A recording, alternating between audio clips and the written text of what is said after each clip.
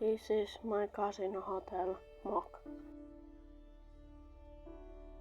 It has 3 stories and 4 balconies.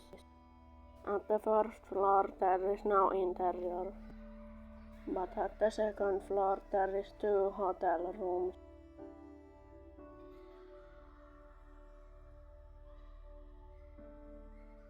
And at the middle there is a playing area. Here is the 3rd floor, and there is bunch of minifigures.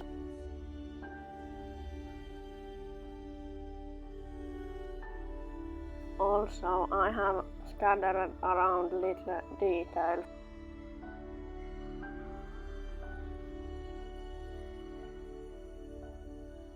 It is a pretty big building, and here is the backside of the building.